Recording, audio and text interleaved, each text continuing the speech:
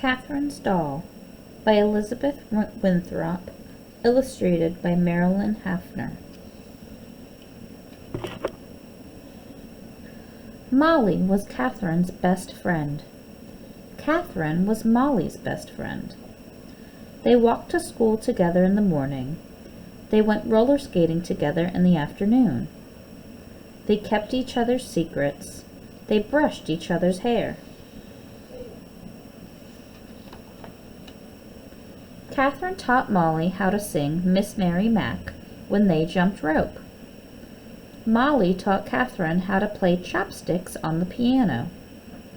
They even wore the same size shoes. One day, Katharine got a new doll from her grandmother.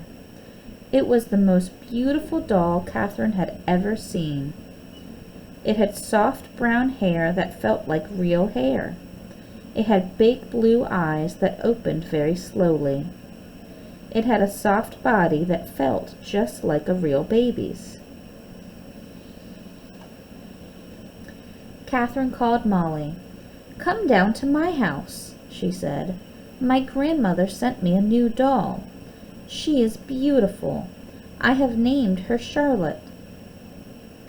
So Molly came running to Katharine's house. "Can I hold her?" Molly asked. "Just a minute," Katharine said. "I want to change her dress." See the way her eyes open and close?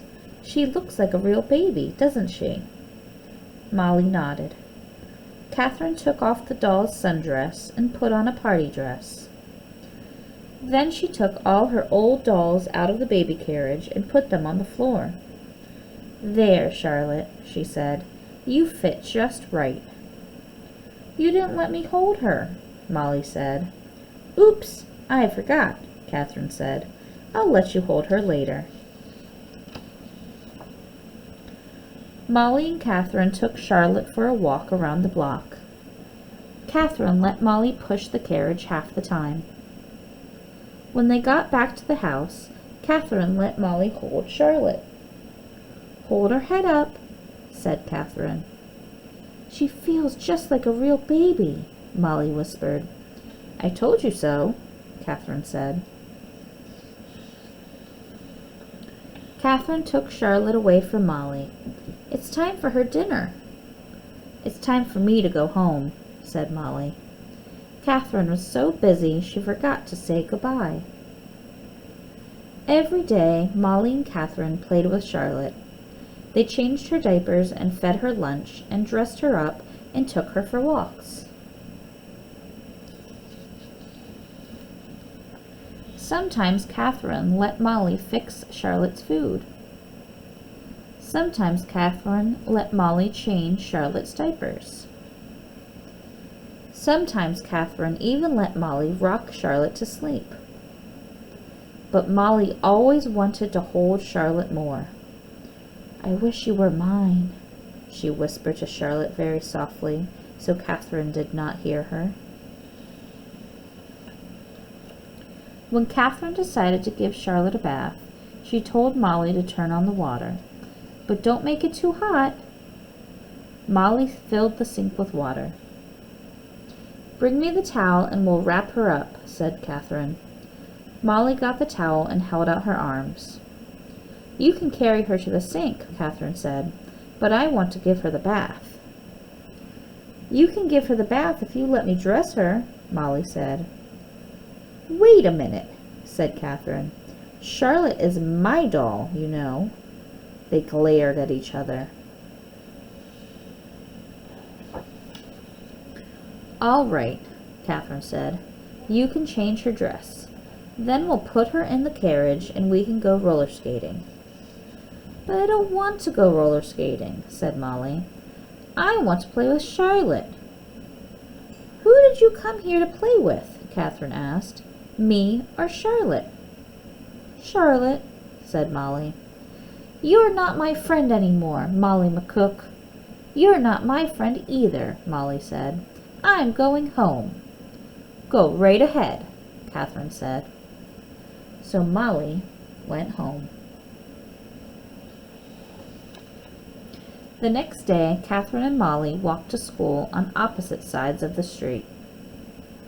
After school, Katharine went to her room. She and Charlotte looked at a book together, but Katharine had to turn all the pages. She sat Charlotte on the piano bench, and they played chopsticks, but half the song was missing. Katharine practiced cartwheels in the hall. "How about that?" she asked. Nobody answered.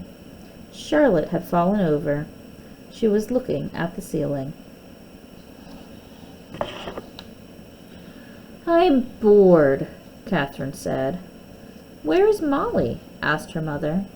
"Isn't she coming over today?" "We had a fight," said Katharine. "I'm never speaking to her ever again." "That's too bad," said her mother.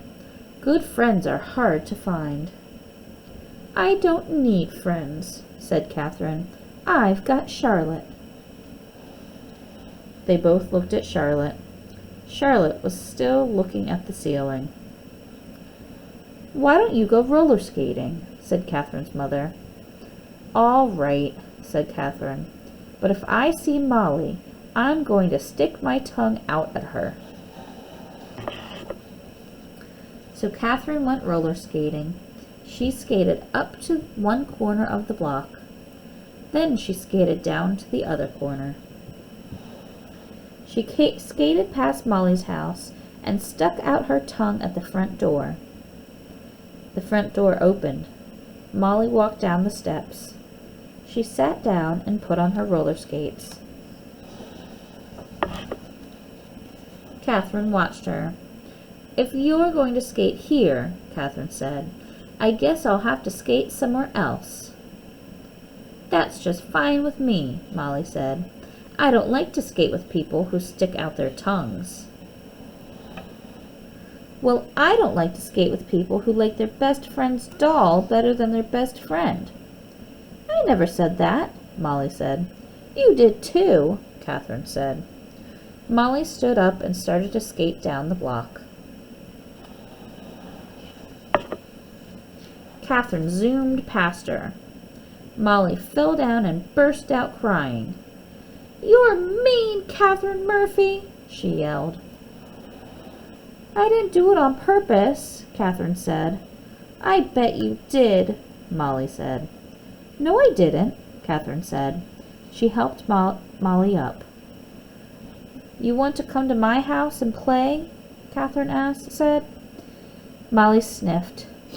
"I don't know," she said. "Please, Molly," Katharine said.